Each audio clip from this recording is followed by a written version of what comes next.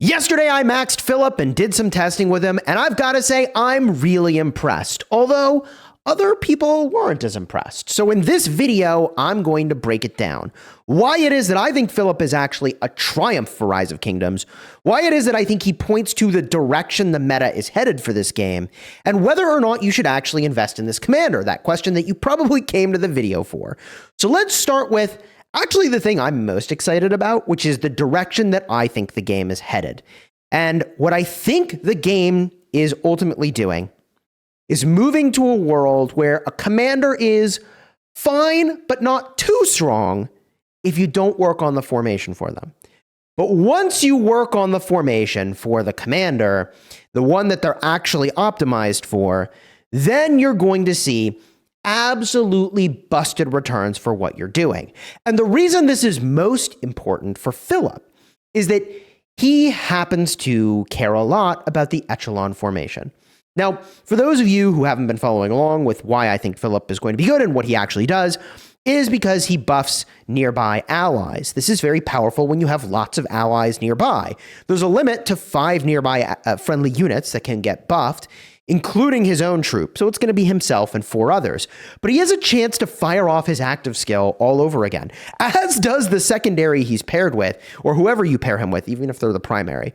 So he's got this really cool kit that's buffing the heck out of nearby marches, and he's also got a skill here that reduces the enemy's rage. Dude, the kit is freaking awesome. But the reason that he can be busted is because of these percentage-based buffs and because of his synergy with Echelon.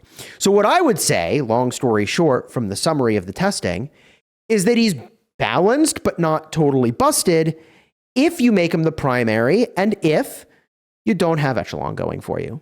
He's fine.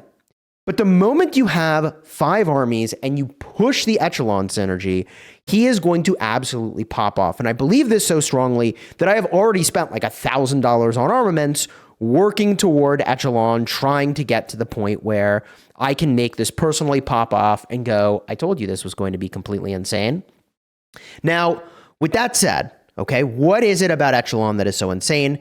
This makes it so that percentage-based buffs are multiplied by 1.2. So instead of a 10% damage taken reduction, he does 12%. Instead of a 20% damage boost, he does a 24% damage boost. And you may think, I mean, Chisgule, that's like fine, but that's not too crazy. And you're not entirely wrong. Like, that's fine. It's a little boost. What are we really talking about? But as I said in the live stream yesterday when we tested him, and as I'll emphasize here in this video, if the game was balanced around the commanders being broken without having the formation, just imagine how insane it's going to be when you have it. Like, it's completely disgusting. So they can't do that. They can't make the commander so strong without all the tools that they have in game for the commander, because they would just be breaking stuff all the time. It would be too powerful. So what you need to do to make him absolutely insane is to find as many ways as you can to exploit the Echelon combo, percentage-based buffs. And a lot of that, as it turns out, comes from the formation itself. I won't go too in-depth on this because I've already covered this extensively on my channel. But if you look over here at Influential, the KVK reward you can get, whenever their troop launches a basic attack, it has a 10% chance to increase the attack of 3 nearby allied targets, not including itself, by 15%. Now here's the crazy part. I'm pretty sure that Echelon buffs this as well because it's a percentage-based buff, which would put it up to 18% to those 3 targets, right? Like, the value of Echelon is sneaky. And in addition, you've got over here on the flag, the reward for your gold currency that you turn in, recycling your legendary armaments. Whenever the wielder buffs a friendly target other than themselves, the target immediately gains 25 rage. Look, I still need to do testing with these things, but I think this combination of things is going to make it really, really, really, really powerful. Maybe not totally busted, but the thing about this formation is that it asks the most of you because you have to like have lots of things nearby to buff. Like, other formations don't ask much of you. Arch only asks that you like are an army, right? And you like have more normal attack. This is asking you to like be an army and have other armies nearby, which is already a much greater ask than what this formation is demanding of you, right? So the point I'm making is that this formation demands a lot but delivers a lot. Okay, so Chisgule, blah, blah, blah, show me the testing, right? And I'm telling you all this because we were winning duels when we tested with Philip and we paired with Liu Che. So I'm going to go in reverse order of how I did the duels, but I think that's fine. We did a Philip with a Herman. I didn't think it was all that amazing. 30,000 for us and 19,000 for them. This is not one of the top pairs I would consider here, okay? We tested with Zhuge Liang, and this actually did surprisingly well. Philip is the primary, Zhuge Liang is the secondary. 30,000 sevs taken for us, 25,000 for my homie Chadsky, who did this testing with me. This testing is done without gear. It's done mostly without city themes. Chadsky had one on that gives himself 12% attack. I popped a 10% attack token to try to even it out. Like, for the most part, this is kind of like an apples to apples comparison here. But this is where it got spicy. Philip with Liu Che actually won in a duel. And you may think, congratulations, a new commander won in a duel. Why do I care? This is relevant, okay? Because if Philip can win in a duel, and his primary function is to buff 4 nearby marches, that is insane, okay? If you can find a condition, a situation, in which Philip actually is just a part of a strong march, and he's buffing other marches too, does anyone else, like, isn't it immediately obvious why that is so good? Okay, and that's not just something that like happened once. We did this a couple times. Look at this one, okay? Nevsky Joan, beloved combo. I'm not saying it's the best dueling combo in the game, but you pair Philip with Liu Che, 27,000 to 40,000. What are we talking about, right? And a part of the reason this combo performed well is Liu Che's combo attacks give Philip rage, and he really wants some rage to fire off those active skills. So there's some synergy there that I think is really important. But you know, that's true to how it's going to be in the open field as well. The more rage you put on Philip, the more he's going to use active skills. The more he's using active skills, the more rage he's generating. I've covered this extensively in other videos. That like the more rage you generate, the better off you are generating even more rage. Okay, we don't need to go into that math now. Here is Philip with Joan. Now this is important to talk about. I said that this combo will be bad. It's bad. Why is it bad? What ends up happening, okay, is that when you use an active skill, you have a second of downtime after before any other active skills can be used. So you'll have Philip use his active skill. There's a second of downtime. Then I think Joan uses her active skill. There's a second of downtime. Then depending on whether or not Philip triggered an active skill, he might fire again. Then like Joan might fire again. I have to look at the report. But at the end of the day, you end up getting to a situation where Philip and Joan have a full rage bar, but they have all these other active skills that have already queued up, and it's just kind of like locked up. Like you end up in this weird like self-silency situation, I think. And it didn't perform well. At the end of the day, it like didn't do well in the duel. So like kind of doesn't matter, right? 29,600 to 18,000. The only reason that this would be kind of interesting, I think, is, you know, like Joan buffs other nearby marches, there's an echelon synergy there. But this is why I said in my prior video that I thought William would be a busted synergy for really big fights, because both of them buff other marches and would benefit from that echelon formation in a big way. Here is Philip with Skippy, 28,000 to 25,000.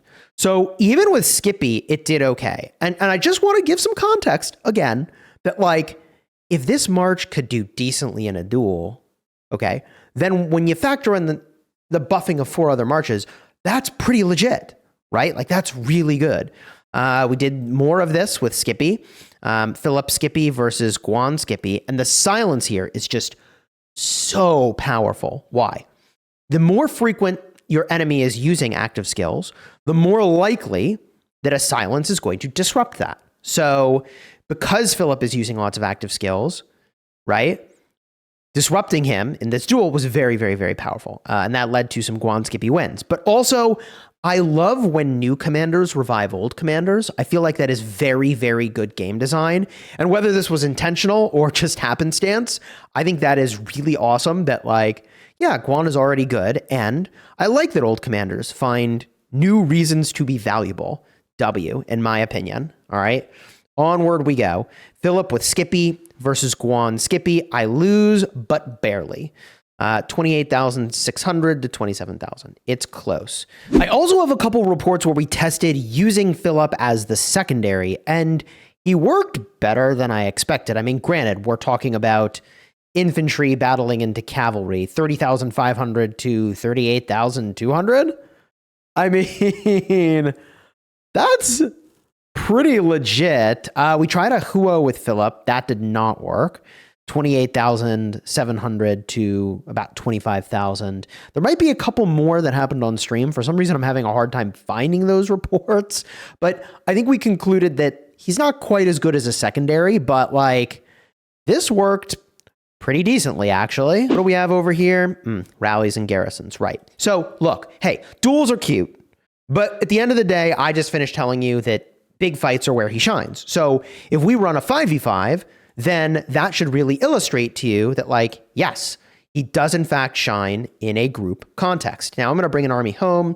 Actually, I think I can just show you an expedition here to show you what armies we used. So in order to figure out, all right, bet, is he actually valuable in a group fight? All right. What we did, clear all this out, go over here. What we did is we made the exact same compositions, me and my buddy Chadsky. All right. We both used Nevsky Joan. We both used Hua with Belly, Zhuge Liang with Herman Prime, William Wallace with Liu Che. And then for the final march, he used Guan with Skippy, which I just finished saying is incredibly valuable in this context. And I used Philip with Skippy. All right. And the question is, if we use the exact same things and we have the exact same kill order, who wins more? And the answer, by the way, and I'll put some dueling up on screen here, is that with the Philip, I won more, but I didn't win every time. Okay, I didn't win every time. There's absolutely a lot of randomness to the way that this works. Okay, who is in what position ends up being a big deal. This is by no means the perfect way of representing this. And I just want to be like really, really clear.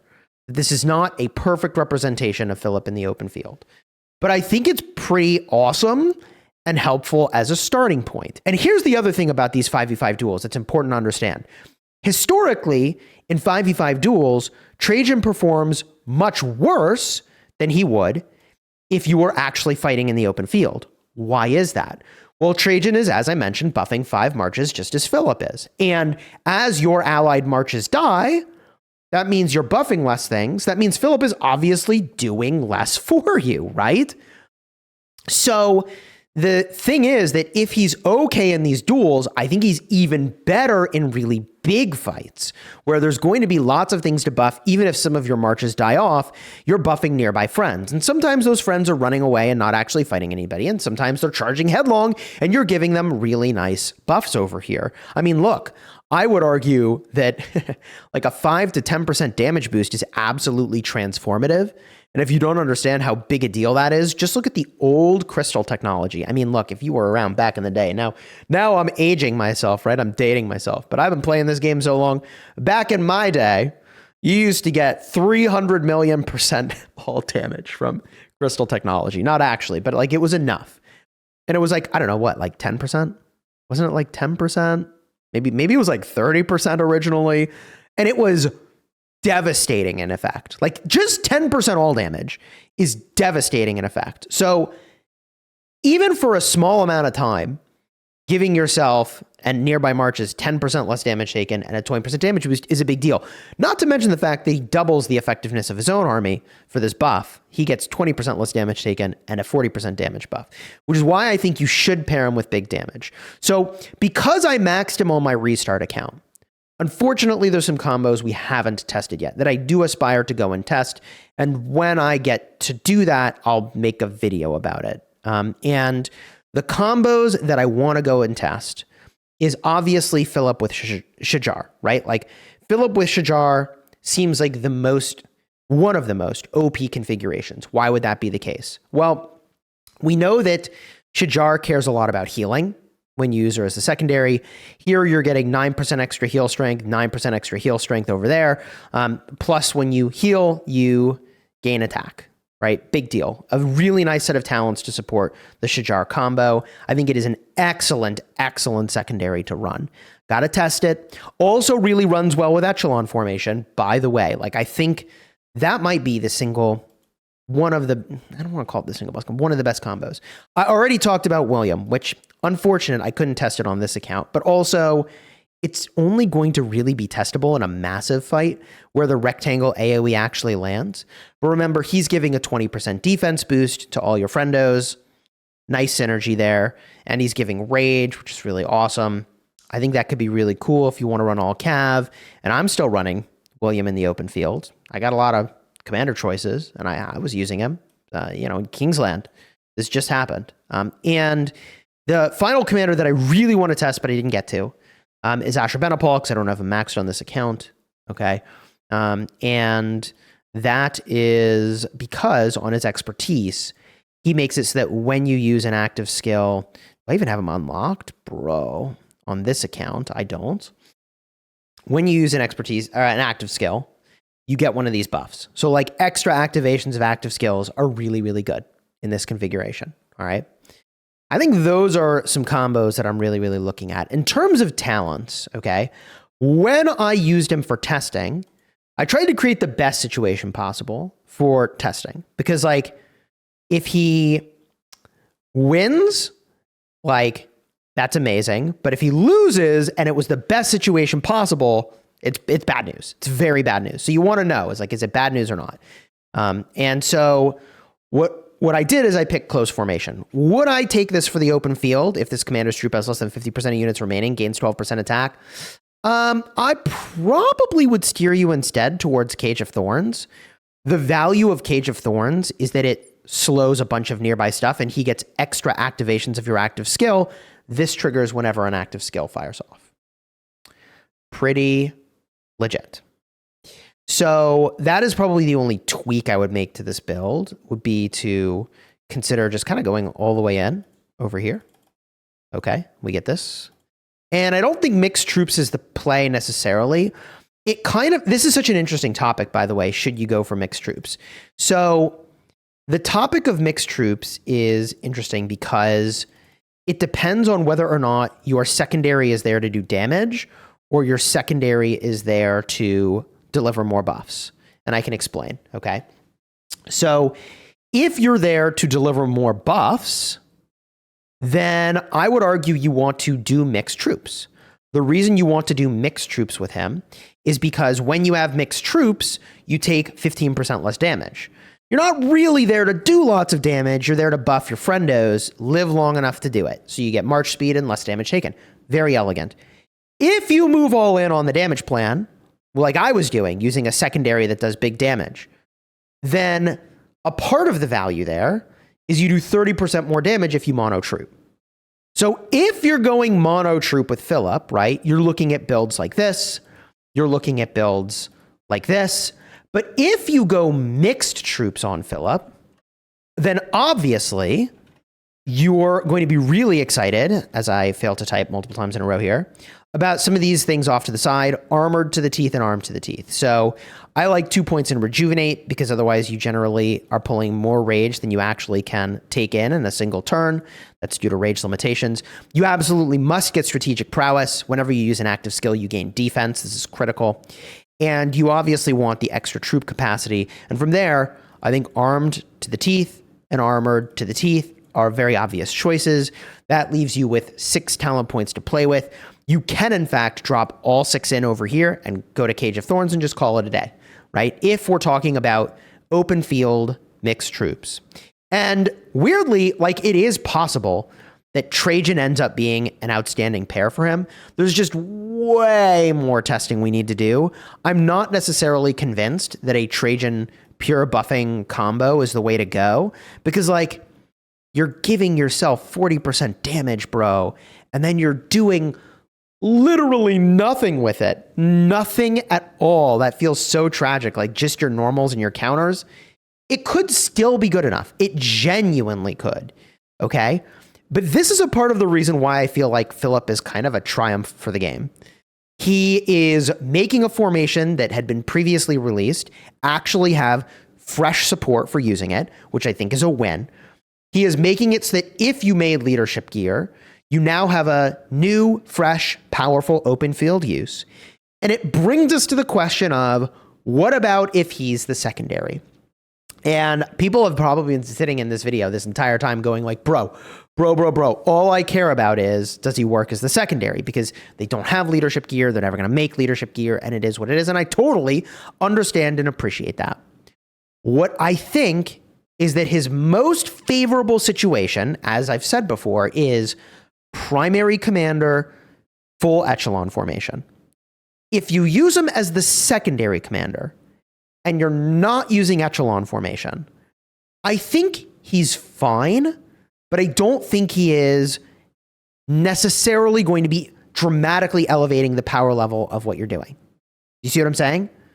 Right? Like, if you put him in that absolute least favorable situation, I don't think he'll be bad, but I don't think he has the potential to be that like wow factor that deeply elevates what you're doing. So like if you needed a commander that's versatile and maybe one day in the future you would use him as a primary, but in the meantime, maybe you can swap him around a lot as a secondary, I think he can do that for you, right? And if you use 7 marches, I think that's a better optimization than if you use just 5. And I wouldn't go this route if you use less than 5. Because at that point, you're just buffing your friends, and that's very generous of you. But at the end of the day, people are going to look at your contribution in the KVK, and you get no credit for having buffed other people. You might contribute to your win as a team, but your individual stats are at some point going to matter. And so you want those buffs to be landing on your marches. If you don't have lots of marches on the field, right? Like, that ain't it. So what I would also add is that some number of people are looking at Philip and they're like, hey, do I do this or do I move in on what we're getting for the new cavalry that are likely around the corner, which I have hypothesized are combo. I could totally be wrong about that, by the way. I've hypothesized their combo. Here's what I would say. What I think is that Philip has the potential to be the biggest mover for the power level of your open field if you fulfill all these different requirements. It's a lot of them, right? Like, will you make leadership gear? Will you go with echelon? Even if you don't, I think he can still be great, okay? So the thing is that if you're deciding between him and cavalry, maybe the new cavalry, by the way, we don't know, maybe the new cavalry will be like William. William is specific to cavalry, obviously, but he buffs the party in a way that's huge. And if the new cavalry do that, that's huge. But typically, we don't really see open field commanders filling that role of being a primary like buff commander for the team, right? We just don't see that. Even Shajar, I wouldn't call that her main function. It's a secondary function. She literally has to be the secondary commander to make that happen. And then and only then, she's just buffing herself in 2 other armies. Like, it's not her primary role. Not like William is like buffing 5, right? Like Shajar does 3. Who else have we gotten in recent history that like really buffs your team? Not many. I genuinely think that for a player that brings lots of armies, Philip is going to be a major elevation if you move in for it. And that is what I plan to do to show you. All right. And it's going to take me a couple weeks, maybe, right? Like when KVK ends, and if I get, testimony, which I assume I will, on my main account, I will use that on echelon formation. I will be able to, hopefully on my main account sometime soon, be able to switch an armament from one formation to another, right? And when I can do that, maybe there's some cool stuff that I can do. The devs mentioned that in a patch note. So, look, if you want to see how powerful it's going to be, subscribe, because I'm going to try to push the bounds of what can be done with it. And we will see. If you want to see the entirety of the testing and the stream where we talked about the conclusions and what we were sort of learning, all the card in the end screen. You can go check that out. And until next time, you have fun smashing your enemies. Take care, everybody.